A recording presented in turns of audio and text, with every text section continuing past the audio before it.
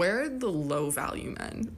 Like, what are all the low value men up to during these trying times? Because the high value men, I know they're around. They won't shut the fuck up. Low value men, I have not heard a word out of. I'm starting to think I'm on their side. I think I want one of those. I want a low value man.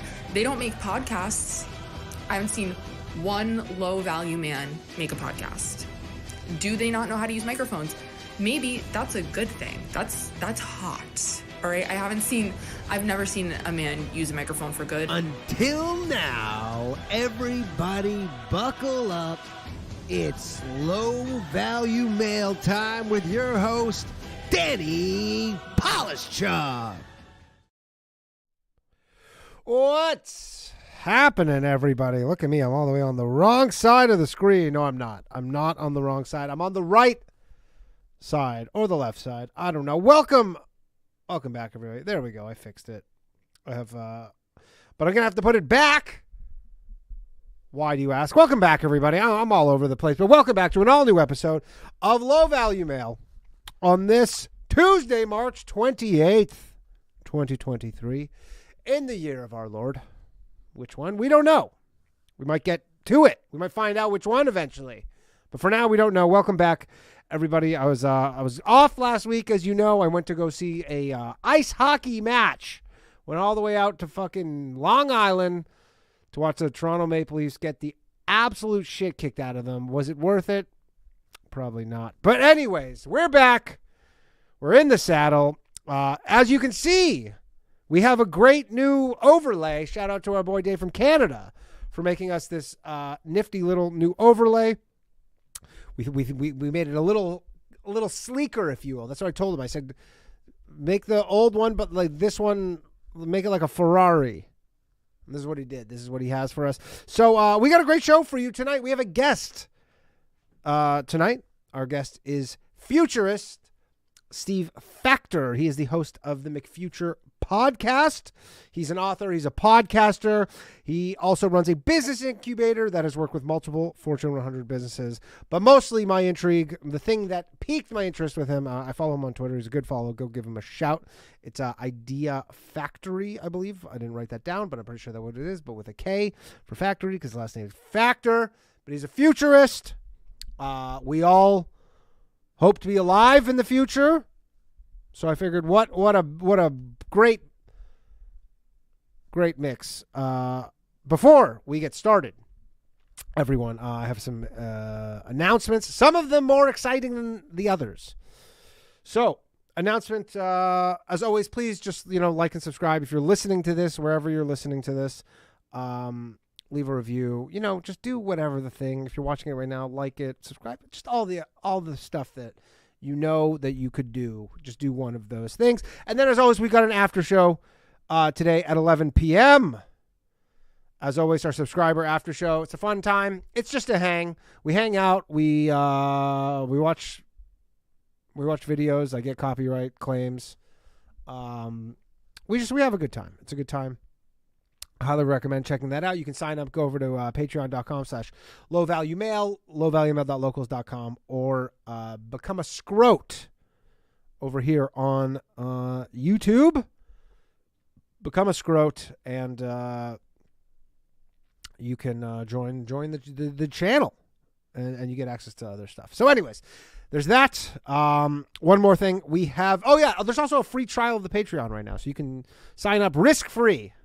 Can't go wrong. It's literally free podcasts, although most podcasts are free. But you know what I mean. It's the extra parts that are free. Tomorrow night, no episode of The Bathhouse. I am going to be in Rutherford, New Jersey with Lou Perez. He has a panel show called The Wrong Take. It's at the Williams Center in Rutherford, New Jersey. Starts at 8 p.m. There's still some tickets remaining. If you want to come check me out there, I'm going to try and get the Bathhouse set up to be on this week only on Thursday. But I don't know about it yet, so I will keep you all updated in the Discord or whatever that is. Also, April 22nd, if you are in Morris Plains, New Jersey, I'm going to be headlining the club there, the Dojo East. There's tickets available on my link tree because I don't have a website. Should I get a website? Probably white. Okay. And then our most exciting news. This is so exciting. I can't believe this. We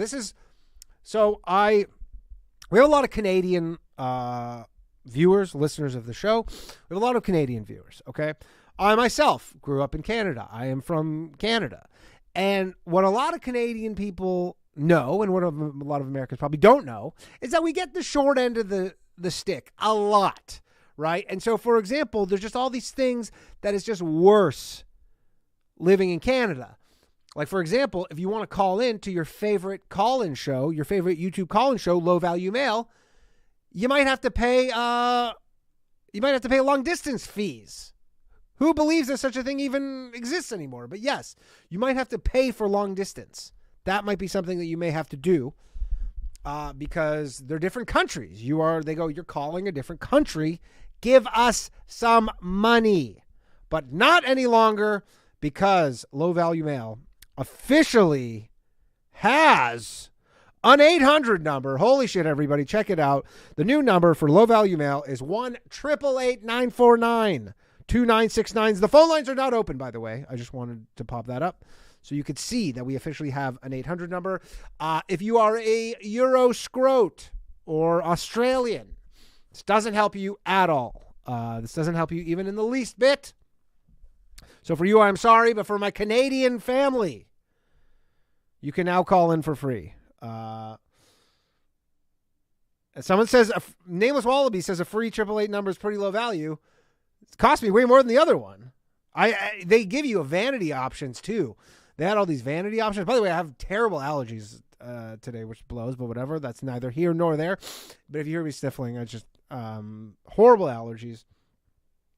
But I was looking at the vanity numbers before, and I couldn't get a good vanity number because they offered you I was trying to get 1-888 scrotes or something, and but no dice, none of that stuff. So anyways, yes, someone says you can leave voicemails. The only thing is, just make a note, because I fucked with the voicemails. So there is no voicemail greeting. It just plays some little bit of music that I was trying to find out where I stashed it, because it's through Zoom and it's all very complicated. So yes, you can leave voicemails, but currently the voicemail greeting you'll see what I mean if you call it, but you'll just it gives you the option to leave a voicemail. Also, there's a menu in it. You got to press 1 to get through to Low Value Mail, because that's how it works. So anyways, that is where we're at. New exciting things happening over here at Low Value Mail. And you know what? We're just gonna get to the show, because we have a very interesting guest this evening. I guess I could talk about another white man shooting up a school, but I don't want to get into that. I feel like, turn on Fox News or CNN. I feel like every fucking news site is going to be covering that. Also, shout out to everybody over on Rumble who's watching right now. Appreciate you all. So you know what? Without further ado, please, everyone, welcome my guest, Futurist Steve Faktor. Just 1 second, Steve. I got to do this all myself, as I mentioned. Hold on. Jackpot. Steve, can you hear me? Yeah, I can hear you. You hear me? Oh, yes, I can hear you. Welcome to the show, Steve. Hold on. I got to move my video over now. See, because I started off on the left-hand side, and then now I got to move it back. Okay, welcome to the show, Steve. I appreciate you coming on, taking your time. So I found you on Twitter. You're an active tweeter. You're a futurist. Is how you, I guess, describe yourself on Twitter, but because the alternatives are way worse. What are the alternatives? Forecaster, scenario planner, projectionist. I guess all just things that are right. Horrible. Less entertaining than that. Okay, so you're a futurist. You have a podcast called the McFuture podcast. That's correct. You also have a newsletter, a lot of things. Yep. So, there's a lot of crazy stuff going on with, AI, which I imagine you must be into a lot of that stuff. So, I guess because you sent me a list, and I was going over a bunch of things that you sent me. So, I guess let's start with, what are you most concerned about for the future at the moment? Well, I think the part that people are underestimating, you mentioned AI. The thing that's most scary to me is not so much the idea of this all-knowing thing taking over the world. It's outsourcing work to something that is really at its core stupid because it doesn't know why it's doing anything. But because the economics are so favorable, everyone's going to have to do it. So the example I've been using is like, if you have two designers, right? Let's say you have Danny Polishuk, design agency, Yep. and then you have AI subscription service. Danny Polishuk agency is going to produce this really cool idea, and it's way better than whatever AI is going to produce. But it's going to take you a week to do it, and we have to pay a guy who's basically a meat sack who has to consume food and waste all this time and iterate and send emails back and forth. Or I can hand it to something that is less interesting and probably, less controversial, and Sure. that thing is going to do it in 10 minutes, an hour, I don't know, some fraction of what you could do that. So what we're looking at is potentially a narrowing of the Overton window at scale. So like scale enforcement of um, life, of all things, monitoring technology. So, like all these cameras are being hooked up in New York City. Yeah. All that stuff is going to be automated, all the monitoring, all the ticketing. And it's a slow process, but eventually all those things get connected. So to me, it's the economics behind it that, and the basically soulless enforcement of things. That's the part that really concerns me most. Okay. And are you are you like worried that it's moving too fast? Do you have any thoughts on that? Because some people, I mean, the whole AI stuff. This was new, not new, but ChatGPT, which is like kind of, I guess, the main one, was new in like November. Yeah. Yeah, there's a chart that's been going around for years that shows how many years it took all these different technologies to get to 100 million users. Mm-hmm. And this one is the latest edition, and it's almost like a vertical line in terms of how quickly it's going to that number, and it's completely frictionless. So yeah, it's going to be interesting, and I think it's just full of unintended consequences. And so I'm not scared per se. It's just once it starts getting connected to things, just because it's cheaper and the economics are so favorable, that's when it becomes dangerous. And even like in an innocuous space like content, right? Yeah. Already, like, when podcasting, let's use that as an example, was when it was young, you could stand out, you could have all these independent guys, or mostly white guys, let's face it, according to the blogs, doing doing podcasts.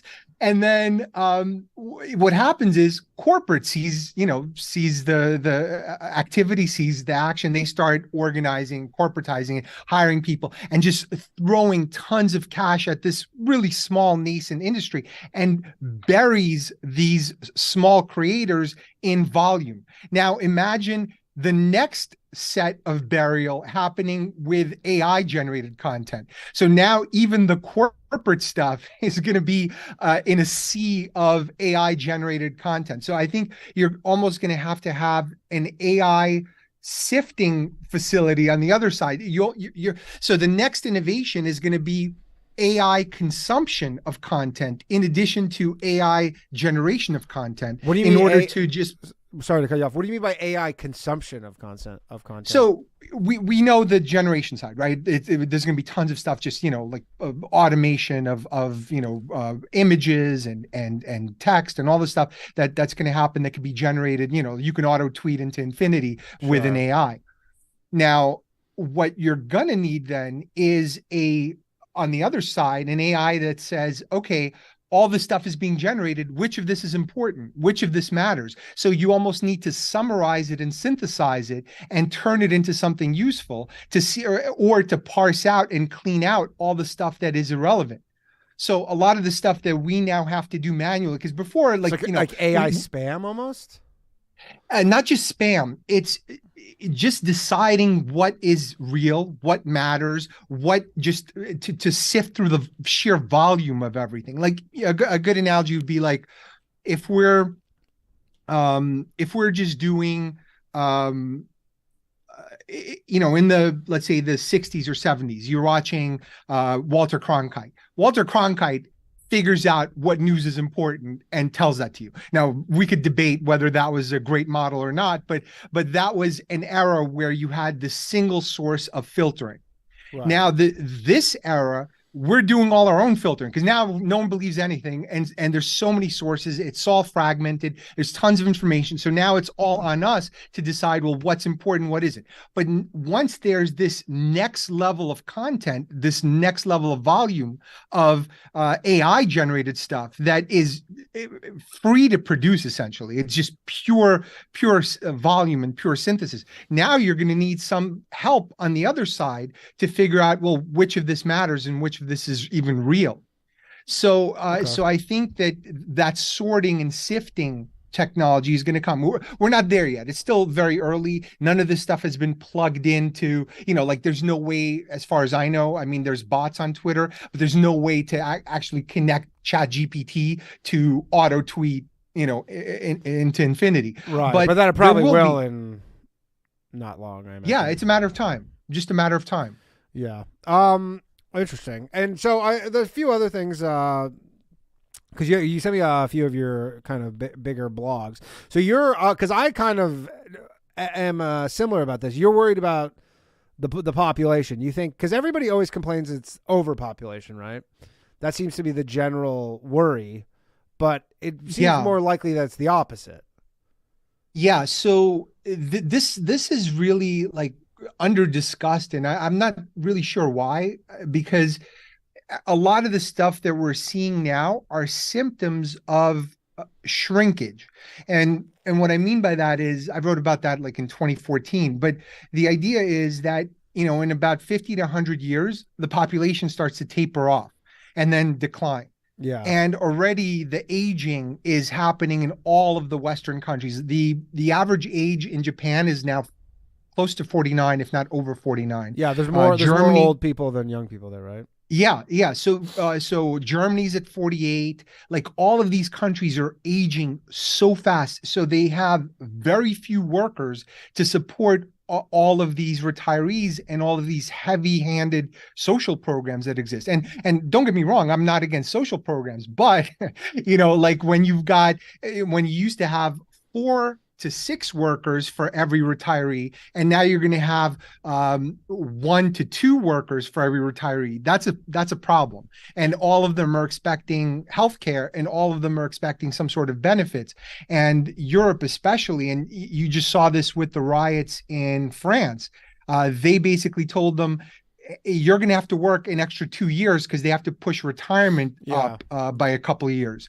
So it's like, oh, now you have to work 2 more years, and they don't like to work over there. Not that hard. I was just in France in the summer, and that was very much the vibe where you're like, what does anybody do here?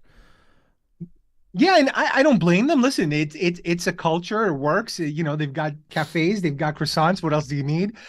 That's all the food groups, as far as I know. And cheese. There's also cheese.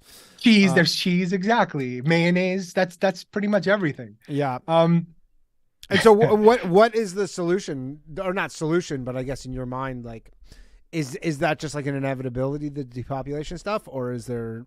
Because I can't remember who I listened to a podcast. Can't remember who it was, but basically the guy was talking about this, but he was saying like the damage is done because even if you start trying to birth your way out of this problem, like you can't. There's no birthing out of it. There's no birthing out of it. So there's a bunch of countries that I've been looking at. I'm doing this on my next episode, but there's I was looking at South Korea, Hungary, Russia, Poland, and they all did programs, very extensive and very expensive programs. They can barely budge the number. It's a structural thing. It's like once you start, once you start earning a certain amount of money, once kids are no longer a necessity for survival, that's just the path of modern countries. It's just what it is. Now, there's an unnatural path also that China has, because China's aging too, and that's because of the one-child policy. So they literally just don't have enough people to, even if they started procreating like bunnies, to make up the numbers that they're losing through aging.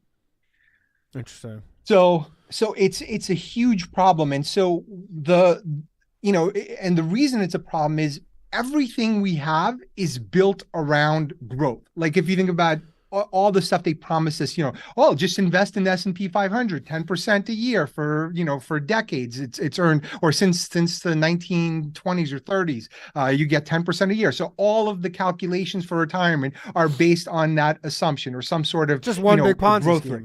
essentially. It is. Well, I wouldn't call it a Ponzi not a se, literal Ponzi scheme, but yeah, like everything's just, because the thing is, everybody obviously hates the Federal Reserve, and or not everybody, but lots of people are like, they're screwing everything up, but they're also the reason why everything kind of is the way it is in terms of like, values of stuff. So it's like, if you were to, because people are like, we just gotta abolish the Fed, and you're like, you just kind of pull that string, it's not going to be like, oh no, there's no one string to be pulled, and it's very naive to think this thing is so complicated. And the crazy thing is, it like, even our debt, like the whole concept is you keep growing and the debt becomes a smaller and smaller percentage of the economy. But instead, we're now growing the debt, and the economy, or the consumption level, is going to shrink, because as you get older, you consume less and less stuff. That's why advertisers advertise, what is it, 25 to 49. That's their age group. Sure. Yeah, because after that, your consumption levels start to taper off. Interesting. So all of the assumptions are, everything is built for growth. And I think that, there's really one, I hesitate to call it a solution, but it really is the only thing that could offset this. So if you look at, I told you about average ages in all these developed countries. Yeah. Then you look at the the developing country ages, and you look at like Africa. Oh my God, their median age is like 16 in some of these countries, like under 20, and these are huge. These are huge countries in Africa, you're saying?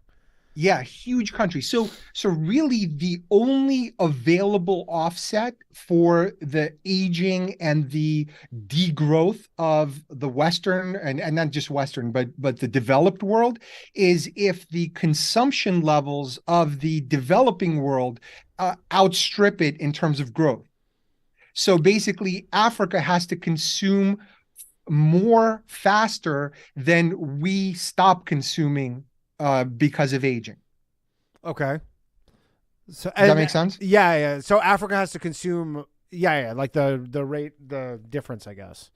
Yeah, and they're the only ones who have the numbers. They're the only ones who have like crazy. I mean, like the percentage of people that are in their like teens and 20s is ridiculous. I mean, there's nothing like it in the Western world. And are they going to try and just, you think countries are going to try and fix it with just like immigration kind of thing? Like where they just allow? Yeah. And this is why I like the US's prospects compared to other Western countries. Like there's nothing you can do to a person to make them Japanese. Like there's no surgery. Yeah, that's a tough culture to integrate into, for sure. Yeah. And even Germany and all these places, like they're loosely speaking ethno states, because if you can't convincingly say, hey, this new person that we're bringing in is going to uphold the history and traditions and culture of our country, if you can't confidently say that, then that immigrant isn't really going to continue. Whatever, your culture is still going to die off. You're just going to have a different group of people dominate the population. Sure. And yeah, there's a lot of people who are very much against that in most countries in the world. Yeah, But and that's why the US has that advantage, because we're more or less based on an idea, capitalism. That's it. So, if you come from the hood, you come from another country, you come from, some poor southern town, and you work your way up, and you earn enough money, you can get into circles and hang out on Puffy's boat. Like right. there's a progression there that you can, and not everyone, it's not it's common enough. It's not the norm, but it's But it can common happen enough for sure. Yes, I mean, exactly. I'm not from here. I'm from Canada, which is close enough. But even the difference between America and Canada is like it's fairly noticeable in terms of opportunity.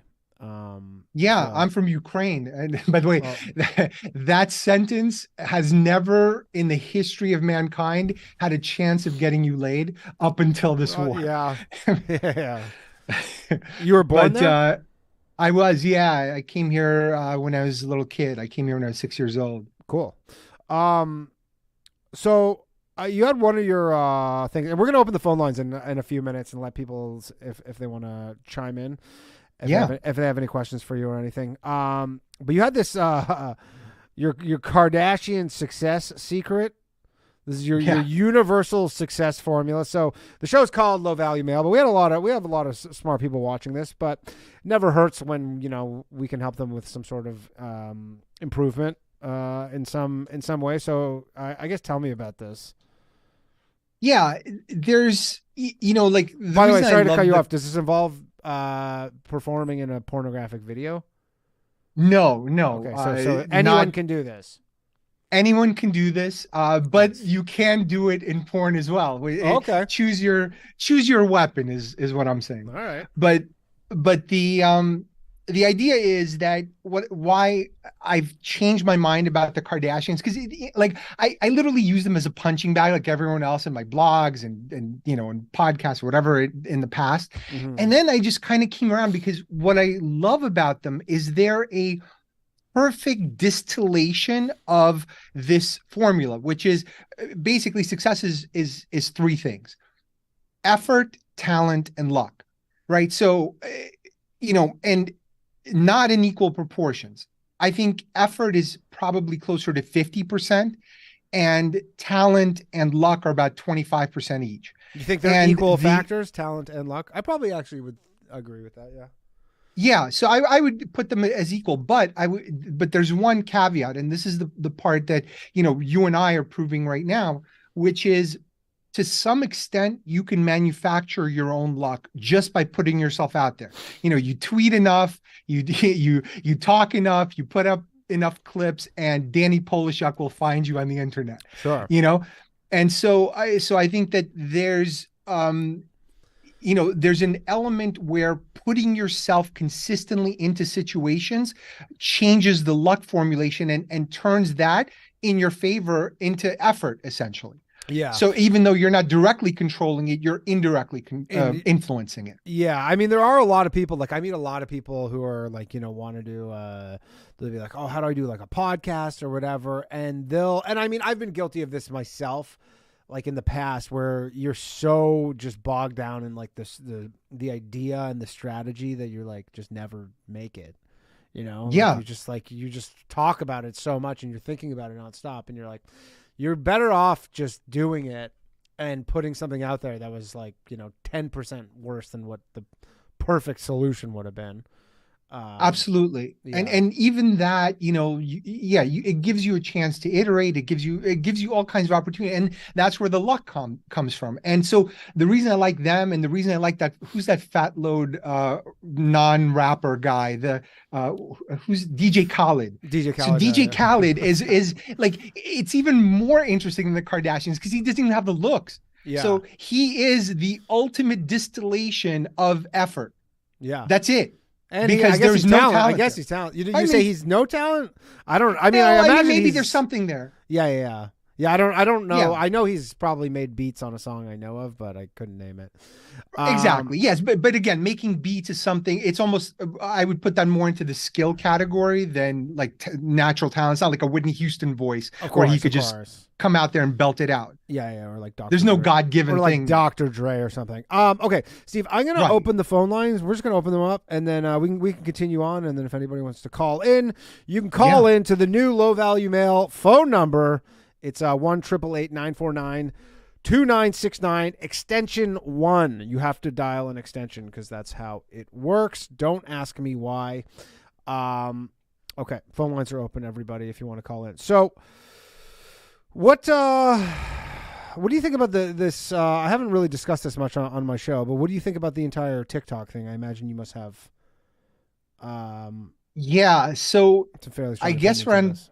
yeah, like around 2020, I started just looking into it, and then I went in. Someone sent me a TikTok link, and I went in, and even though I didn't have an account or anything, immediately it started showing me like all these things that completely sucked me in. I'm like, oh, wait a minute.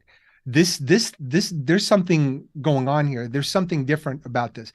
And as I flipped through the videos, what I realized is I think it's a demoralization tool. It's a mass retardation technology. Can And you hold so, that thought? Actually, I just got a call right here. We're gonna take a call. yeah. All right. Hello. Thanks for calling Low Value Mail. Who am I speaking with? Hey, Danny. Hey, what's Hey, up? Steve. How's it going? Who is this? Oh, this is Sam from San Diego. Sam from San Diego. Sorry, 1 second. I just got the way this. Yeah. I just got to patch you. Hold on. There we go. Okay. You're connected. Sorry about that. The way that this works is I got to patch the calls. Okay. Sam from San Diego. You're on the line with Steve. Can you hear each other? Yes. Hey, Steve. Hey, how are you? Good.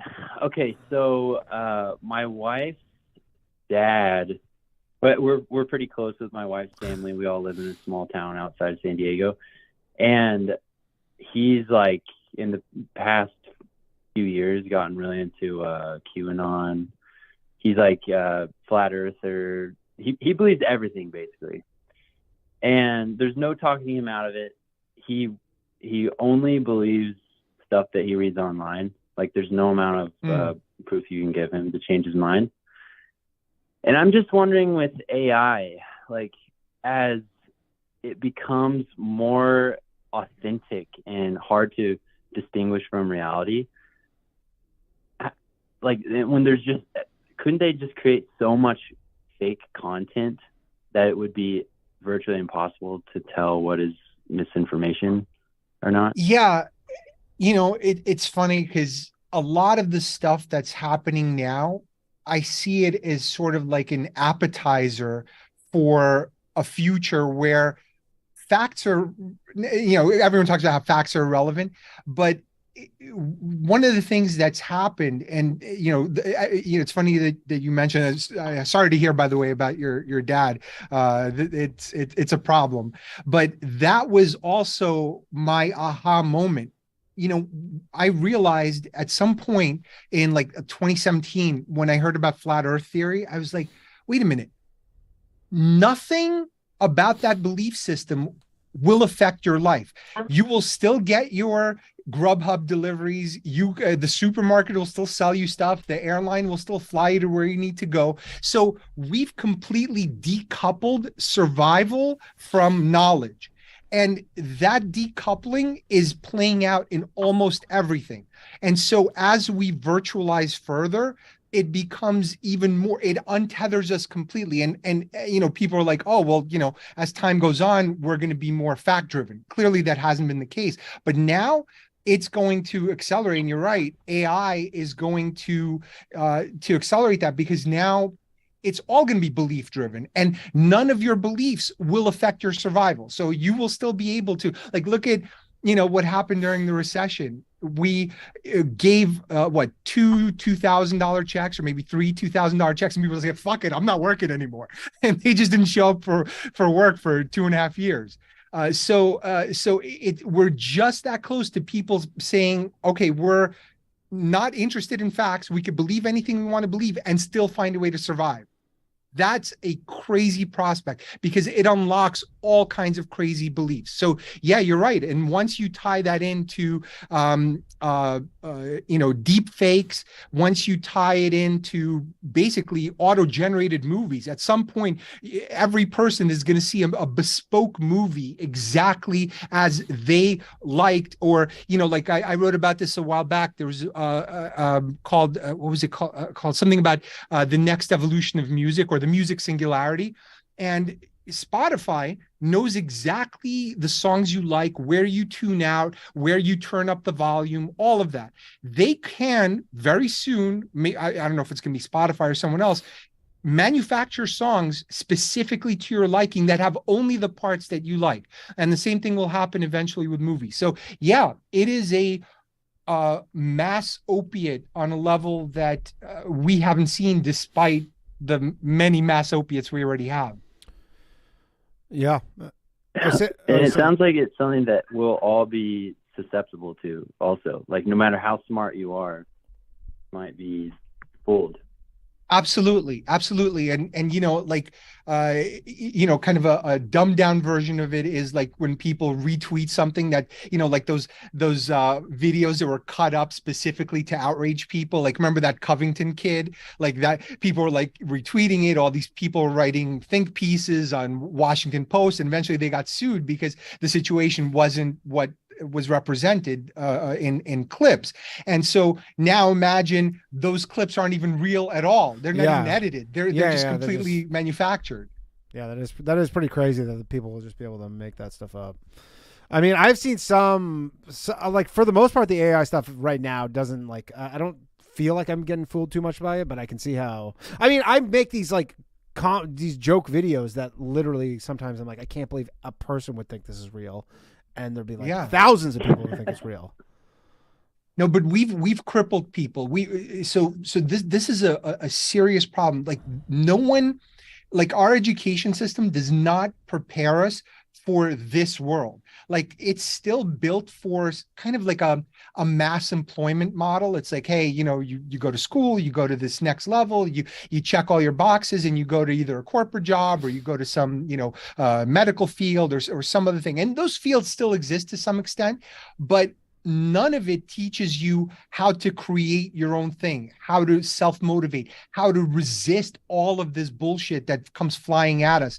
And that's the part. So I think the evolutionary successes are going to be the resistors, people who can resist the video games, the pot, the porn, the mass consumption of media. Like, that is the gene that will be the difference between a future success and a failure.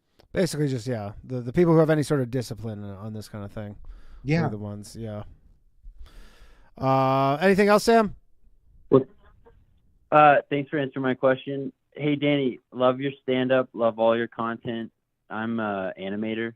Oh, cool. I work mostly in advertising, but if you ever need any like intros animated or anything, I'll hit you up. Yeah, hit me up, dude. Send me a DM or something.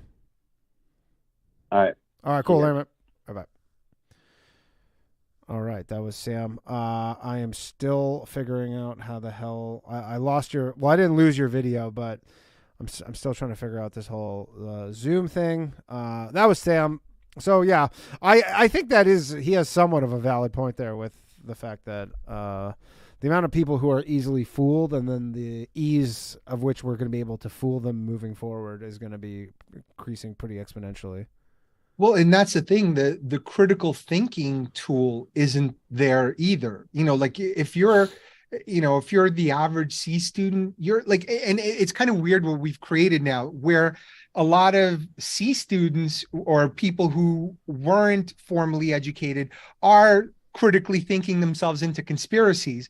And then the people who are educated are also going into conspiracies blindly, because they're just believing the sources that they thought were accredited. And, they're like, oh, New York Times said it, then it must be true. Washington Post said it, must be true. So, like, they're taking for granted their education. They're just joining a team and ticking their boxes. And then the other people are like, well, now it's time to critically think. I'm like, what happened in school? Why didn't you critically think then? Like, oh, yeah, I'm going to do it now. They didn't quite teach them. Yeah, there's this guy who actually, because you were talking about Flat Earther, it came up, and there's this guy, his name's Flat Earth Dave. And he's like a big Flat Earth guy. And I'm going to bring him on the show, but just because I don't think the Earth is flat, but it's interesting the way like the arguments and a lot of his videos too. Like if you watch a lot of his videos, like it'll be like he basically says something, and if you're talking to somebody who's not like an expert, or at least doesn't have like a decent understanding of this stuff, they can't really refute anything you say because you're like, well, yeah, I technically don't know like how gravity works. Like I'm not a physicist. Right. It sounds science-y or science adjacent. And you're like, all right, I guess. Yeah, but I am like I am just from entertainment perspective certainly fascinated with the flat earth stuff. Okay, we got another call here.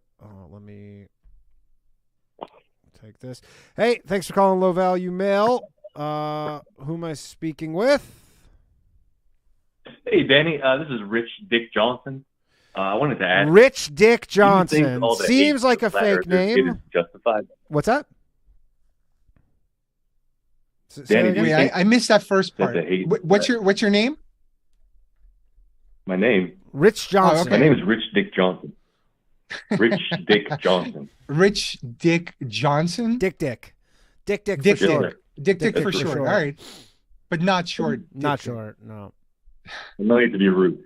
But no, I want to know, like, do you think that flat earthers are hated for no reason? I think they may be onto something. I don't think they're onto anything personally, but I agree where I'm like, there's no stakes involved. Like, I don't think there's some scenario where we're going to elect a flat earther president where you're like, oh, this might like actually change policy. I just think it's how conspiracies used to be, where they used to just be like fun and no stakes. And they're just like, it's just like a fun thing. Yeah, I think you're right. I haven't spent a lot of time thinking about that one, except, just like listening to Danny and some other people talk about it. But what's interesting is, you don't need a lot of true conspiracies to fuel all the others, and like, for example, like the FDA was paid off to basically promote sugar and say fat was bad. So like, that's a real conspiracy that happened. That was corporations, food manufacturers paying off the FDA to basically create a food pyramid that poisoned a lot of people, with sugar. So that's a real conspiracy that actually happened. There's NPR articles, you could look it up. But the interesting thing is that, you get 2, 3, 4 of those sprinkled in, and you can sustain flat earth. You could sustain all the others with just a few of the real ones. It doesn't take many. I mean, there are conspiracies. Like there are real life conspiracies that happen all the time. And then there's conspiracy theories, and sometimes those two things overlap. So then, I mean, it's certainly, sorry, go ahead. I think they call it muddying the waters. Muddying the waters. Yeah. I believe that. Yeah. Well, it's funny. I had Jesse Ventura on my podcast a while back, and he told me all of these stories about like guys who were killed that he met with the day before. They told him all this information. They were murdered. I Googled my ass off trying to validate these stories. Nothing. Could not find a thing. Really? Yeah. And do you think he's making them up, or do you think he's misinformed? He's so convincing, and it sounds like it sounds so real coming from him that, and it's hard to say. It was very hard to say. So on some level, I'm glad guys like him are out there saying stuff that is completely outside the Overton window. But on another level, it's like, like at what point am I qualified to decide if it's crazy or real? I'm not. I tried. I couldn't figure it out. Interesting. That help you anything there, Rich, Richard? That helped a lot. That actually helped a lot. Thank you very much. Thank you, guys. Take care, man. Have a good one. Later. Take care. You too. Thanks. All right, that was. Oh man, I got to figure out this. I have this thing where in the Zoom it keeps shifting, so then your video frame keeps shifting, which is a huge pain in my ass. But we'll figure it out. Well, I'm a shifty type of character. You're a shifty type of guy. So, you have this incubator thing that I saw. I was looking at your website. Yeah. Is that? Do you spend a lot of? Is that like what takes up a lot of your time, or? Yeah, well, I used to do a lot more of it, but now that, I'm kind of moving more into futures and stuff. So, my main business for the longest time was innovation, which is I have this process. I don't know how much we want to spend on this, but the 4 C's of innovation. So it's everything from, identifying the opportunities all the way through the execution. Typically for execution, I did a lot of partnerships. So finding startups, finding technology partners just to execute it quicker. Because having worked in corporate, I realized that unless you do that and you try to build it from scratch internally, it'll never happen. Gotcha. So that's the function I provided. And slowly what started to happen is that front end of it started getting way more demand. So that context piece of the 4 C's. So figuring out what the world is going to look like, figuring out like where the opportunities are. So that's where the futurism stuff came into focus. So that's becoming more and more, trying to figure out, okay, well, what does the next 3 to 5 years look like? And where do we invest? Because you have limited resources. So where are you going to put the money? Interesting. Okay. Okay. We got another call here. Let me answer this. Hello. Thanks for calling Low Value Mail. What's up, Daniel? How's it going? Hold on 1 second here. We just got to patch you in, and we're on the line. Oh, this is such a pain in the ass. But who are we speaking with? Robert. Robert. What's up, Robert? Hey, Robert. How's it going? Hi. How's it going, Danny? Excellent. Excellent. So what's up, Robert? You have a question for our guest. So, yeah, sorry. One big I had a question for you. Sorry. Okay. Yeah, go for it. Robert. Oh, we lost him. Oh, no. We lost Robert. Oh, man. That's what you get, Robert, for not asking me a question. Yeah. Robert done fucked up. So rude. So rude, Robert. We'll get him back. Robert will call back. I don't know usually the degree to which sorry, I just lost my train of thought. I got to figure out how to. Do you use Zoom a lot? I know this is a weird question for you to receive as a guest on a show. Be like, do you know how to use this? I do tech support for my parents, so go ahead. so I'm just trying to freeze. I just need to freeze the so it doesn't keep reorganizing the windows. Yeah, there's a view button. Do you see? Do you have the view pop up? Yeah, I do. I have the view pop up. It gives me speaker gallery immersive. I didn't have this issue earlier when I was testing this all out. But for some reason it keeps I don't know. What is happening? I just because whenever somebody calls, we'll just deal with this. Don't worry about it. All right, we got a caller. We got another caller. Oh, hey caller, can you please turn down your thing in the background? Danny. Hello. What's up? I got a question for Steve. Yes, go ahead. Hey. Looks like you got to patch him through, maybe. No. Now I hear you. He's there. Side note, Danny, why do you keep moving Steve around on your screen? I don't. That's what I was just talking to him about. Is that Zoom keeps reorganizing this thing. I don't know, man. I spend a lot of time on Zoom every day, and that's never happened to me. I don't use Zoom ever, so I'm a novice Zoomer. I don't I literally. Well, maybe if you got a real job instead of being a quote unquote podcaster. I'm going to get my 83-year-old dad to intern for Danny and show him how to do this. He could probably help me with this one thing. All right. Well, Danny, I tuned in a little late, so you guys might have already addressed this, but I wanted to ask Steve what his thoughts are on China and population collapse. Yeah, we did touch on it briefly, but yeah, we talked about it. Yeah, they for the first time announced that their numbers shrank, and organically they're in the same boat as Japan. There's no mathematical way they can procreate their way out of this. They're gonna shrink as a population. They're too far behind the 8 ball by now. Yeah. there's no way to make up for lost time. Yeah, too much of too high a percentage of their population is too old to procreate already. Like all those, one child policy babies are hitting their 40s.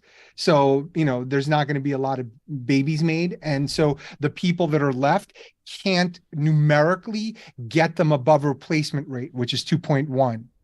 So yeah, they're screwed. And so it's kind of ironic that, we had this big fear of China, and it looks like they might get old before they get rich. So what countries and what economies do you see stepping up to replace the production and manufacturing and stuff that China was doing or is doing now? Well, China, yeah. So manufacturing is really going to be automated for the most part in most industries. It already is.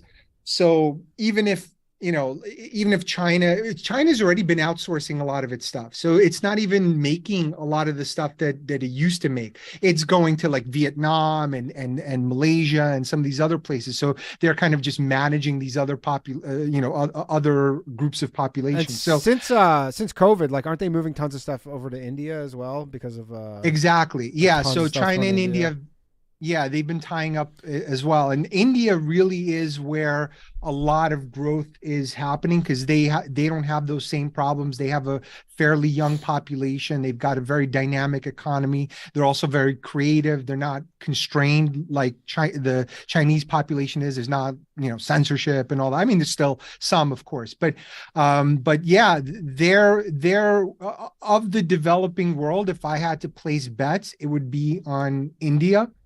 And of the developed world, if I had to place bets, it would be on the U.S., mainly because we assimilate immigrants easier than any other country. Nice. Well, that was great. It was a great summary. Thanks. Danny, I'm a long-time listener, first-time caller. Hell yeah. Was it the 800 number that got you to call in? Yeah. It was, yeah, I didn't want to be billed for this call. Wasn't worth it.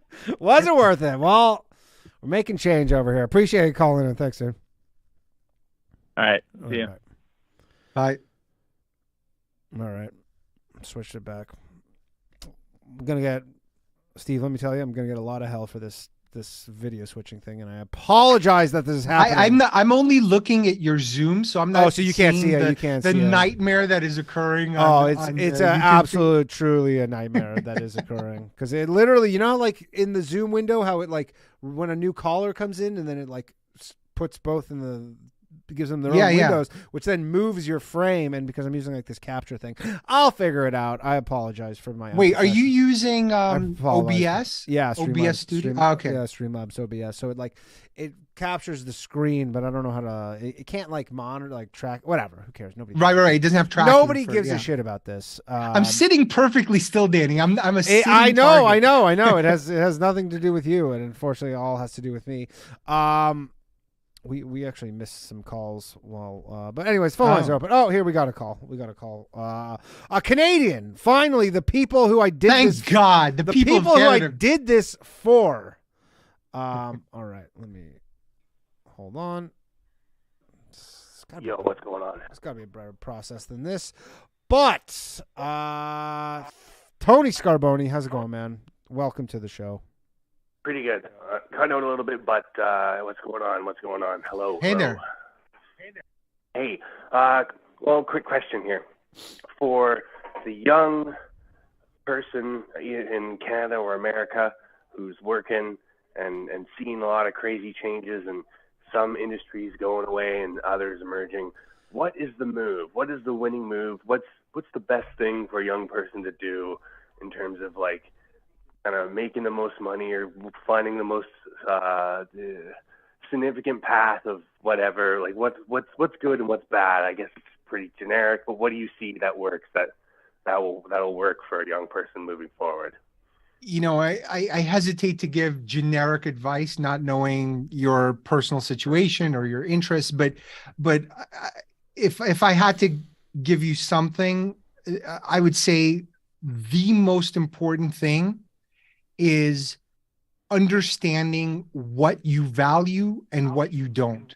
Like that is a skill that no one has ever taught, and probably will keep you from making a lot of mistakes. So the first thing is, what do I enjoy doing and what don't I enjoy doing? And so, and what is important to me and what isn't. So that's a filter that everything should go through. I'll give you a personal example. I was in corporate for a very long time. I was climbing the corporate ladder. I was at, MasterCard and Citigroup and American Express, and I kept moving up and up, and then at some point, like even early on, I knew that it wasn't the right thing because I'm an unconventional thinker. I don't fit in very well into corporate type boxes, or I don't take direction really well. And so it never sat right with me. I always wanted to do something else. Didn't specifically know what it was. So one thing that I did in preparing, knowing that I eventually wanted to escape, is I always lived below my means. Like it was to a point where I would have women over my apartment. They're like, "You live here?" And I'm like, "Yeah, I live here," because I was saving. I was putting away as much as possible. And at some point, I had written my book, and it was about to be published. And I was working for American Express at the time, and they said to me, "Hey, you have to get all of your media, everything that you do publicly, approved by us." Damn. And because they've got $1 billion marketing budget. They don't need me out there talking. So I literally logged into my my investment account. I looked at how much money I had, and I said, "Fuck it, I'm out." And so, because it just wasn't worth it to me. I reached a point, because of my, slumming it, that I was able to put myself in a position to start finding that thing that I wanted to do. So the two lessons here, that I could impart is, the sooner you can get to deciding what that is you need to do, the earlier you can avoid my mistake, which is kind of feeling like you're not in that right thing, but not knowing what it is. And, but if you're not, get as much money as quickly as possible to buy your freedom, emancipate yourself. And so that way you have options. And so that gave me options. Sound advice. One final thing, and I'll go. We're hearing a lot with AI, Chat GPT-4, job replacing. Some jobs like construction and medical aid are less likely, and then other jobs like programming and whatever, and on a computer and a desk, are more likely to be automated. What should something that someone young look for that you would see that would be something that where they can make that job, get that fuck you money, and get out of there? Because I don't know if we can count on a universal-based income system from a government who's moving so damn slow that AI will run circles around them and eventually become the government at this rate, from what I see. But yeah, what do you think about that? I would treat these things as tools and as leverage, because, the way AI takes over is not like, okay, there used to be a job here and now it's AI.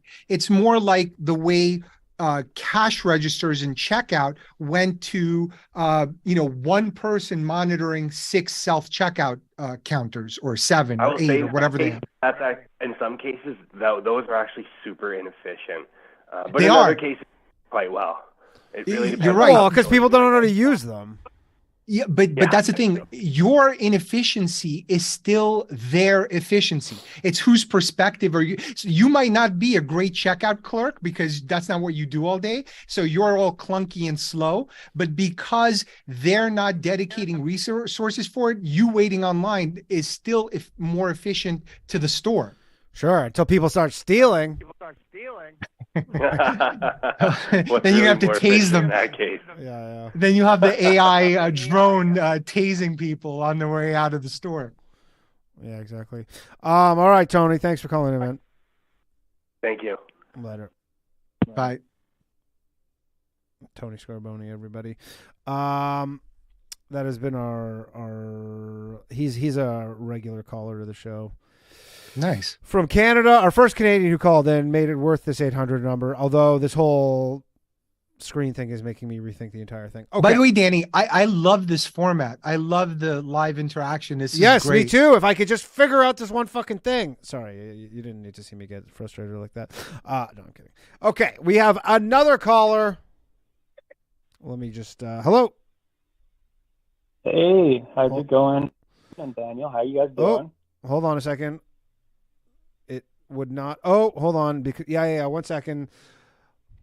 I hate this thing so much. I love technology, and yet I hate technology so much. 1 second there, Steve. Oh, it does not want to let me link these things anymore. Hold on. Here we go. Sorry about that, Steve. It's just this personal hell that I've created for myself. Who am I speaking with? You can hear me now? Yes, I can hear you. I can hear you now. Yeah, I can hear you. Sorry about that. All right. How's it going, Stephen and Daniel? This is Vinny from New York. How you doing? Good. Hey, good. How are you? Very New York name. I'm doing good. Yeah, the sign of the times. Anyway, quick question. I don't want to be political, so I'm not going to get political, and I don't want to talk about the political happening today in a state in the middle.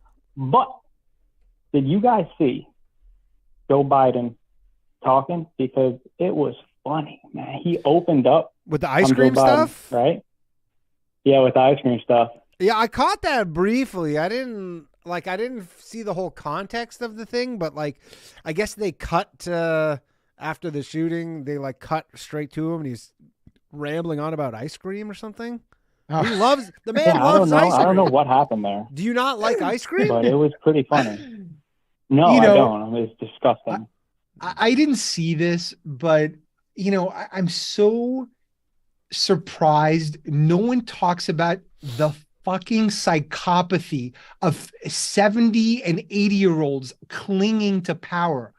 What the fuck? Seriously, the well, man, my president you're talking about now, huh? Everyone. I'm watch talking about it, Trump. Steve. I'm talking about all of them: Trump, Pelosi, McConnell, all these psychos.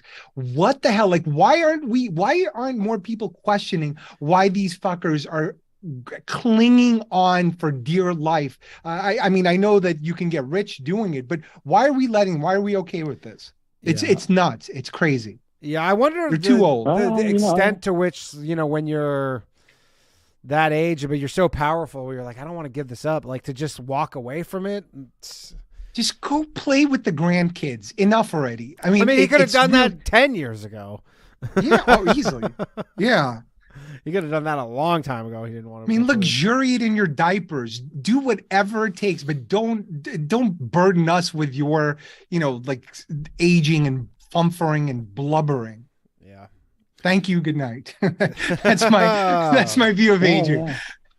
Do you have any other questions? Well, I didn't want to get political with it, but that's fine. Yeah, and nothing personal to Joe, except that he should have been retired, and we shouldn't be seeing any of this. Yeah. This should be happening in his kitchen. I do joke about the fact that we would never treat. How old is he? 84 or something? No, I think he's 82. He's a good age. 79 or 79.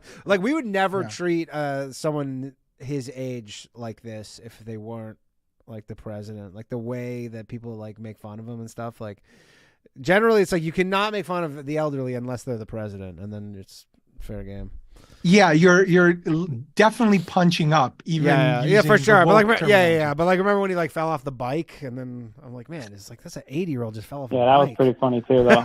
But I was any other 80-year-old falling off a bike, and you're just oh. Yeah. Nah, that's all funny. All of it is, unless they get hurt bad. That's still a little funny though, right? Yeah, but it's funnier for him regardless of the outcome. Yeah. Well, anyway, my president. Thanks, guys. Have a good night. All right, later. That was the caller. Oh man. Okay, I gotta figure out. He didn't want to get political, Danny. He did not want to get political. No, he did not. That's the most important thing. It's the intention that matters. Exactly. You do not want to get political. Okay, I think I found a little stopgap measure here for for this video issue. The phone lines are open, everybody. New number, 1-888-949-2969. All right, we got a caller. Just so you know, Steve, there's like a brief moment when you can't hear me because I got to send this over, or you can't even hear me right now. Yo. 1 second, Hello. please. All right, you're on the air with Steve. Yo. Who am I speaking Yo. with? Yo. All right, you can hear me? Yep, we can hear you. Cool. Who's fucking hard money troll? Lowest of value mailed. Oh, this is the hard money troll? Yeah. You sound Do it different. not sound like the hard money troll? No, you don't. Maybe it's your line. I don't know. Using my headphones or something. I don't know. How am I Maybe. supposed to sound? Oh, okay. I don't know. Do you have a cold? Whatever. I wanted to talk conspiracies. Yeah. Go ahead. All right. You told me a conspiracy that Whitney Cummings was actually pretty cool. And it turns out she stole my iPhone charger. What do you think about that, Danny? I'm not shitting you, bro. On her all the production people. writer, Yeah. right? On her production writer, it says iPhone charger, right? It's on every fucking thing, right? There's a whole bunch of like pens, a notepad, some fucking bobby pens. Okay. And in parentheses next to it, it says iPhone charger. We will return this after after she uses it. We will not take it, Yeah. So I go, all right, I got one on me, but I need one because my phone sucks. I'll go to the Apple store down the street and just buy a brand new one, And I got to the theater and I thought, all right, I'm going to give her my shitty old one, just in case she doesn't fucking, isn't good to her word. And sure enough, she fucking stole it, dude. She stole your iPhone charger. I carried her 2 mini pigs into the theater by myself. Giant Mini cage, pigs? right? Yeah, she had 2 mini pigs with her. Okay. Yeah, she had 2 min pigs. 2 min pigs. Okay. You don't know what a min pig is? Everybody Miniature I know, pig? I've never met her personally, but everybody I know who is friends with her speaks very highly of her. But she might. You want her phone number? I'm good on that. So he's also a regular caller, and he works in what do you work in? Production, comedy production, I guess it would be the term. Okay. Something like that. Something like that. He works doing comedy shows or whatever, where he does this works with them or whatever. So, anyways, he one of these days when fucking Danny's just out there in the wild thinking he's just his regular show, I'm gonna be like, hey, can I get a photo? Yeah. And then I'll know your voice. I won't tell him who I. Maybe. No, you won't. You didn't know my voice at the beginning of this conversation. You sound legitimately what are you different than all the other times I've ever spoken with you. I don't know. Yeah, I don't know. You're freaking out, bro. I think it's your weird Canadian number. But you know what? I actually do like this. I like the idea that like multiple people can call in at once.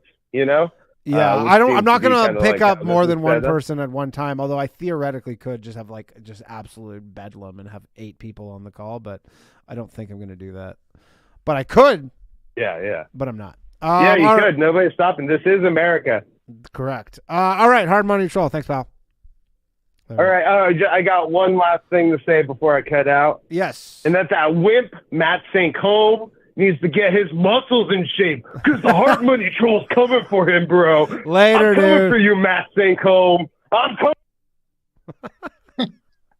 I did not get that reference. But I appreciate the energy. It's a mutual friend we have. Okay. I don't think anybody else gets that reference, but he persists. He persists in his calling. All right. Phone lines are open, everybody. 1-888-949-2969.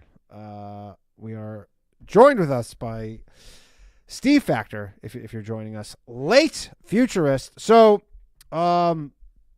before anybody else calls in and we get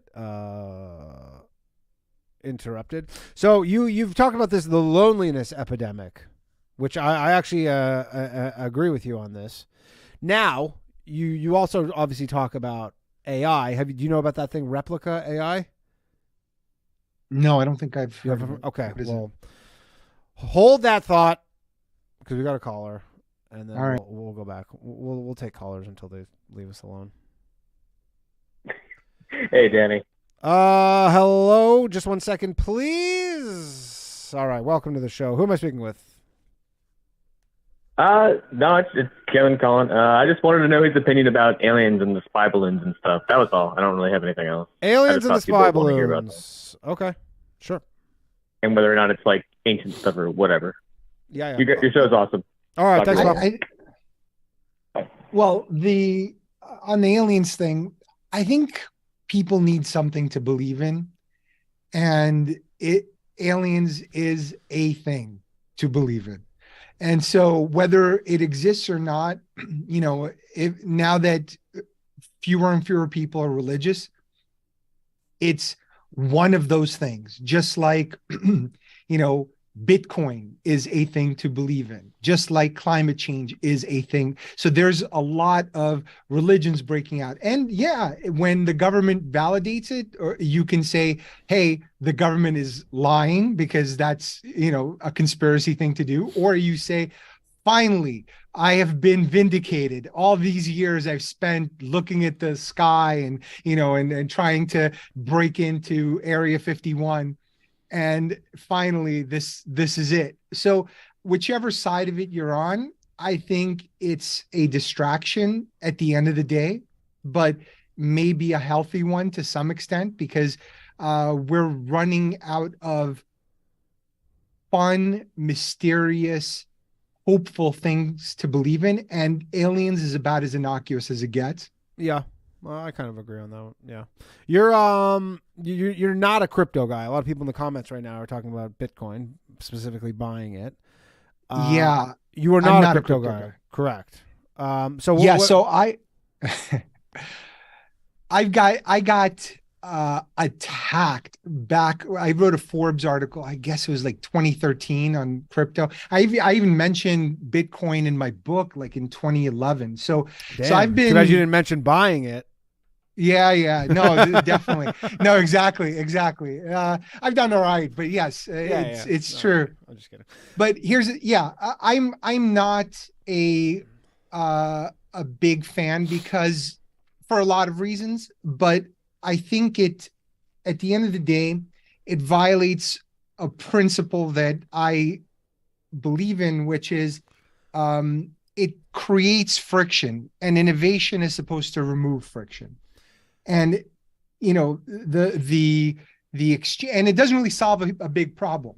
So I think it's pure speculation. No Bitcoin, no crypto is used to purchase anything outside of the speculative ecosystem. Yeah. And I know that, people have tried NFTs and all this other stuff and try to create some utility for it.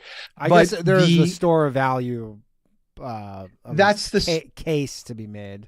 It's not the store of value. It's the story of value that they're selling you. Well, and listen, because there's always like these little like interesting parts to it, but there's always these parts where it kind of falls off. Like, the idea that many, like over history, like many people have say like fled a country because they were no longer welcome there, and you could kind of only take whatever possessions you have with you, and maybe if you're lucky enough to have like a sack of diamonds or something, you can bring those with you, and those are valuable.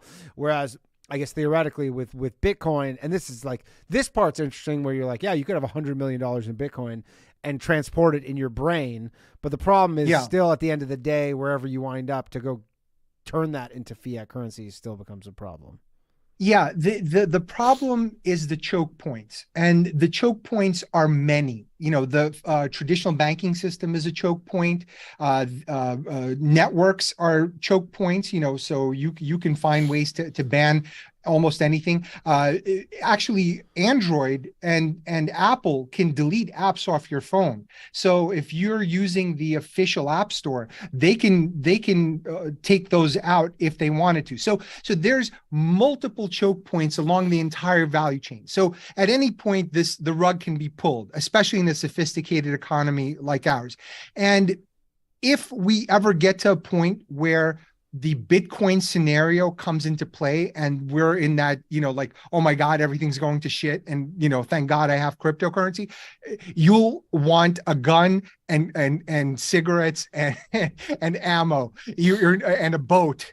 You're not going to be, and maybe and fuel land, and some land or something. And land and all kinds of things. You're the means of exchanging digital coins will be very low on your priority list. Sure. Yeah. I tend to agree with that as well. Yeah. So I think, listen, fine, speculate, treat it however you want in terms of, I wouldn't put any money that I couldn't afford to lose. But if you're having fun and it's a recreational thing and you're not putting all your hopes and dreams on it, knock yourself out. Yeah. But beyond that, there's no utility. And so, yeah, some of it is kind of cool. I used to be all over the place. I thought it was the biggest scam in the world forever.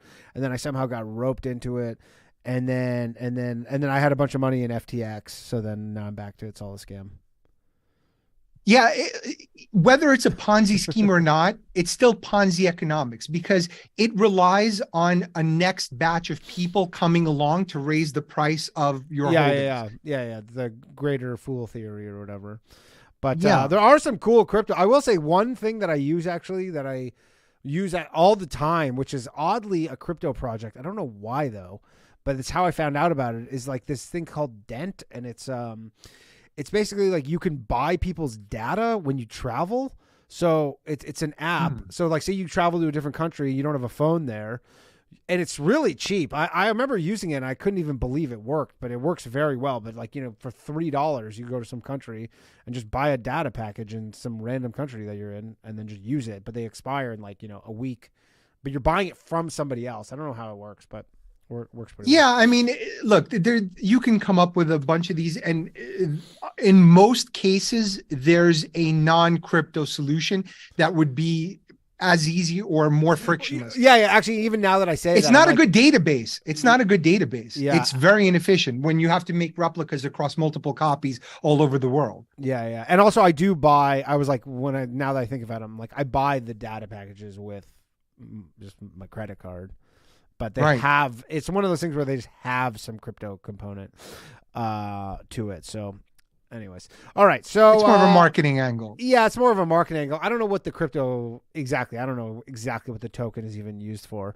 But that's neither here nor there. All right. Phone lines are open if anybody wants to call in. We have a little bit of time remaining with our guests. So let's talk about Elon Musk. I think we'll get to that. I have a few things on my list. And I mean, if there's anything that you wanted to bring up that we haven't got to, feel free to, because I kind of have just like a list here. But I don't know if you want to talk about that or something else.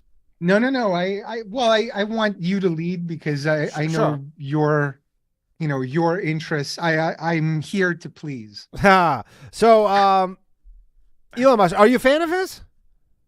I'm not a fan. I'm not one of those people with a strong opinion. I think Elon Musk is a vessel for the inevitable. He just happens to be in a pole position for certain industries. So he's done amazing things and probably arguably single-handedly created the electric car industry. So on that, I respect him completely. And yes, I know there's all kinds of people that criticize, he didn't invent it. He wasn't the founder of Tesla and all that stuff. I don't, it doesn't matter because he's the one that pushed it over the line with his vision, with his resources, with whatever else he had. So for that, I have deep respect for what he's accomplished, despite whatever faults he might have. So, but that said, I have, if I zoom out just a little bit, I view a lot of these visionary people as vessels of the inevitable, because a lot of what's out there is they're standing on the shoulders of a lot of innovations that have come before them. And so a lot of these things, a lot of the research, a lot of the technologies, a lot of the capabilities, a lot of the platforms are there.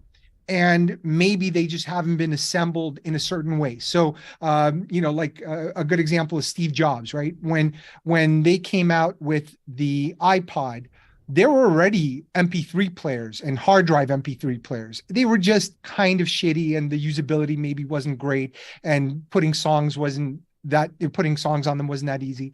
But someone was going to do it. The pieces were there. Same thing with the iPhone. The Palm was not that far off. If you look at a Palm Pilot, and you look at the handspring, launching icons and touchscreen and typing on a screen is not an Apple invention. No, it was there. I remember having a Palm Pilot too, and because I was like, this is going to be the coolest thing in the world, and then you're like, yeah, this is. Yeah, not and no disrespect, he was a tremendous designer, tremendous visionary for assembling all of these capabilities in an elegant form, but they were in the ether. No new technology per se was invented. So, maybe on the margins, the App Store, things like that. But so Elon, I think once you have enough things invented, you end up on a track unless there's some sort of black swan event that knocks you off that track. Right. It's sort of like imagine the Wild West, right? The Wild West, you had to cut through the forest to get anywhere, right? So you didn't know where those paths are going to be, where the tripwires are going to be, where hostile enemies were going to be. But once you have paved roads, there's only so many ways you're going to make it to Kiev if you're the Russians, right? You're going to take one of the paved roads that already exist inside the country. So your optionality starts to shrink. So the more paving we do of our knowledge spaces, of the tools that we use, the less optionality there exists, and the more inevitable the outcomes become. Okay. Yeah, that's I think pretty well said. All right. We have a question from, let me actually pull this up, from one of our patrons. His name is Hero. And this is it's a 3-parter, actually 4-parter, but we'll oh my God, I need a pen. We'll do this one at a time. No, we'll do this one at a time. He wants to know, do you think people will flee major cities due to the way they're currently being administered? Yeah, I think, they already have been, even before COVID. If you look at New York as an example, it had a net outflow of people for, I think, between 7 to 10 years, if I'm not mistaken, through 2019. So even before COVID hit. And a lot of it has to do with just pure numbers, forget about the crime, which is definitely a problem, but just the tax rate, cost of living, cost of apartments, and your ability to earn. If those things aren't in alignment, you're going to seek other opportunities. So, and because New York, as an example, and San Francisco is another one, they're so distorted, and there's, or at least up until the pandemic, were so few places to live, and the laws were so oppressive in terms of new construction, and even the real estate was limited because there's only so much you can build in some of these areas. Manhattan's an island, so that alone pushes people out, and so I think there is, especially now post-COVID, a reordering happening where people, did this whole remote work thing, but I don't think that's going to be a forever thing either. I think people are going to start forming new clusters in these new places that they move to. And I actually think it's a very healthy thing. Like you saw those podcast people kind of build around Joe Rogan in Austin. You saw, some other people, like tech people, move to Miami. And I think it's healthier to have that distribution because it gives breathing room to the population and gives them options to go to these other places and hopefully make those hubs for startups or creativity or whatever else. All right. Okay, we're going to take a call here quickly. 1 second. And I swear I'm going to figure this out a little better. All right. Thanks for calling Low Value Mail. Who am I speaking with? Hey, what's up? This is Johnny. Hey, what's up, Hey, Johnny. Hey. So my question, I joined a little bit late, but it's just around energy. Like, where do you see the future of energy? Like, is it in the fission or fusion that they recently were able to complete in the last couple months? Also, just in terms of like solar, do you see more people having their own like home personal like battery setups and being kind of like off the grid? I was recently looking into some of that. It seems like it's come a long way over the last couple of years with those lithium phosphate or phosphorus iron batteries. They're a lot more safe and can cycle through a lot more. Just curious, like what do you see in general about energy, and also like I'm gonna touch a little on solar. Yeah, I think the way to look at energy is the way you look at a Swanson plate. Remember, those frozen dinners where you have the sections for the main course and the side dish and the TV dessert? dinners. Yeah, The TV dinners, yeah. So, oh yeah, okay. yeah, so there are very few things that we currently have that are clean that are main courses. There are a few side dishes and desserts. So hydro, solar, a lot of the wind are side dishes. They're very good in certain use cases. Like if you have a house, you can probably power it off solar. You can have a wind farm that's good for a limited geographic area because electricity doesn't travel that well to distant locations. You lose too much of it. So again, it's confined to a certain area and also takes up a lot of land mass. And then fusion, which I think, fission and fusion are both options. One is probably 20 years away, and if that, but it's also been 20 years away for the last 70 years, or no, maybe to be fair, the last 40 years, probably since the 80s, they've been talking about it aggressively. So I think only nuclear can fill that main course compartment in the TV dinner. And so, and batteries are the obvious constraint for storage of electric. Even with the cars, it's such a huge constraint with lithium. They're discovering more and more, but the extraction process and just everything involved with recycling it's not a slam dunk in terms of cleanliness. In fact, driving an old car, there was a Japanese study that showed that driving an old car into the ground is actually much greener than a premature replacement with an electric. So, wow.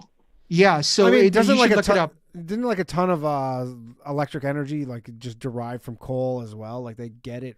Oh yeah, absolutely. There's a lot of it. Yeah, so the conversion to electric. So this is the irony. So China is converting, not necessarily converting. So China, there's a lot of first-time car ownership just because people are now for the first time able to afford vehicles, and so they're not replacing a fleet. So that's already greener. And secondly, what they're doing is they announced they're building 150 nuclear power plants over the next 15 years. So their back end is going to be clean while our back end is still coal or some sort of fossil fuel in a lot of cases. And we're doing premature substitution. So we're 0 for 2 in terms of green, just buying a Tesla or something to replace a perfectly good, fairly clean gas car is not necessarily green. In fact, most likely it isn't. Yeah. So right, I don't know if I come up fully with answered your question. Of, Sorry. Yeah, no, definitely. That was interesting. Yeah, thank you. All right, cool. Thanks for calling in. You're welcome. Oh, okay. Can I? Yeah. Oh, all right. Bye. Oh, all right. Oh, can I do one more? Yeah. Go, shoot.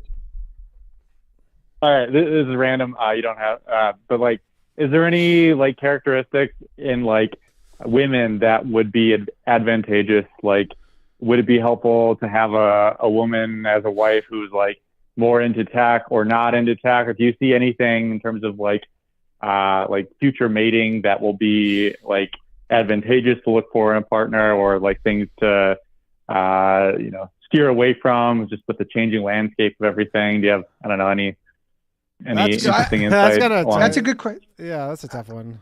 Well, I don't have an exhaustive answer, but I do have a recent revelation personally. So two things. So one, the obvious one that a lot of people talk about is, aligning on what you want to do, right, with your life, right? Where you want to live is a good example, or just kind of the type of lifestyle. Economically aligning is also important. So just that alignment of, do we want the same things? Do we have the same kind of views on money and on children and on all those things? So I think aligning those views is really important. But there's one that I recently realized is more important than I gave her credit for, is fitness compatibility, because the relationship will start to default to the least fit individual in the relationship. So if you're a couch potato and your wife was formerly active, she will become formerly active, and she will default to whatever your vegetation state is. So that's an underappreciated. And listen, there is something to be said where she makes you better, but if she just makes you angry because she wants to go out and hike and you want to sit home and watch, Succession, that might be a mixed marriage of sorts. Yeah. So I mean, sometimes you probably just don't know until too late, anyways, with that stuff. Sometimes, yeah. Yeah, but yeah, that's a good point. Awesome. Thank you. That was super useful. All right. Take care. Great. All right. Yep. Bye. Bye. All right. I don't want to report this. Okay. That was her call. I didn't catch his name, actually. Not that it's important. His name is Johnny. Johnny. All right. Well, you're writing it down. I feel like the Wizard of Oz over here. I got so many cranks and levers back here. I'm covering for you, man. Appreciate it. Okay, we have time for maybe another caller, maybe two. What was I talking about? Oh yeah, I wanted to talk about the loneliness thing. Oh yeah, so Replica AI. There's an AI chatbot that this woman created. I can't remember what her name is, but she basically created it to speak with her. I think it was like her dead husband or something. Yeah, her dead husband. Yeah, I've heard about it. I tweeted it a while back. Yeah, yes, but it's like it's become this like phenomenon, like this huge. Oh, I didn't realize. Because this was like maybe 2-3 years ago I heard of it. Yeah, so she made this thing. I mean, props on her, but like I think this company has like several $1 billion valuation right now. Like her company or whatever. But then they guys were, because it's like $70 a year to sign up for it, and you can make this like but then guys were making these replica girlfriends that they were then like falling in love with. Yeah. And then I guess Replica was like, you know what, we're not trying to be that kind of app. So then they removed like this option, like and then all these guys are like really upset because they're like, you killed my girlfriend, basically. Yeah. Wait, I have a thought on it, but did you have a specific? Well, I was just saying, because you were talking about the epidemic of loneliness. Yeah, I think it's, I tweeted this jokingly, but I actually think it's very real, which is this coming merger of all of the AI that's developing on one hand, like this replica AI, and those synthetic Japanese robots that they're building. I mean, the Japanese are doing everything in their power to not actually have sex with each other. Yeah, they're synthesizing everything, and so that is a legitimate outlet. It may not be satisfactory to some people who, have an alternative, but a lot of people increasingly either won't or aren't even developing the skills or the economic wherewithal to be a viable partner. Yeah. And so if that's the case, then you're almost going to need this. So forget UBI. You need like universal basic intimacy. Porn. Universal basic. Yeah, intimacy. Yeah, yeah, exactly. Yeah. Because that is you're going to have a lot of unrest potentially in societies that can't mate. And I'm actually surprised there's not more of it in China, because they've got a sausage fest over there. Right. They've got, I think, 350 million more men than women, 200 to 300 million. I mean, It's like something like some staggering crazy imbalance. number. Yeah. Okay, so let's go back to a question from our Patreon. He asks, this is from the same guy. He says, are there currently any oversight to how AI is being used and programmed to mitigate any unforeseen consequences? This is somewhat similar to what we were just talking about. Yeah, I heard an interview with Sam Altman, and he says that, they're trying to monitor. He's the guy who runs OpenAI. Yeah. And which is ChatGPT. And he says they're trying to monitor all the jailbreaks, and that it's not, obvious what those are going to be at this point. So I don't think they're going to be able to constrain everything, but in the process of constraining the AI, they're also going to be by proxy constraining speech. Because, you've seen those examples, right, where people say, hey, write a poem about Joe Biden, and it writes this beautiful poem, makes you want to cry. And then it's like, write a poem about Donald Trump. It's like, I'm sorry. Yeah. It's a bit too much for AI. A little too racy. We can't do that. So AI is just an extrapolation of the value system and the risk management profile of the corporation that owns it. And so what ends up happening there is it becomes, the more they try to constrain these use cases, the more constrained all the second order uses are, right? So if you're using it to monitor cameras, or you're using it to monitor, to do certain office work or creative work or whatever, those constraints are going to be the walls of the technology. And those are also going to be the walls of the images you generate for DALL-E. Yeah, it's for everything. Yeah, we were on our boys cast. We had Martin Shkreli on, and he said that they have a hacked version of the Facebook one. I heard that. Yeah, he's saying it has no guardrails, and he's like, you could ask it, and it'll just give you the answers, and they're not good. Yeah. Sometimes he's like, they're not. Sometimes you're like, there's a case almost for when they say, yeah, this needs some guardrails, but then you're also like, I don't know, how much can you really restrict it? I guess, especially with this crazy revolutionary thing. Well, the part that no one is talking about, and again, I don't know specifically. It'll depend on the AI. One of the functions it performs right now is writing code. So you can ask it to write code. But if it ever gains access to writing its own code, that can be a bypass that no one can foresee. Yeah. Okay, I'm going to wrap this up here. Steve, is there anything else you wanted to add?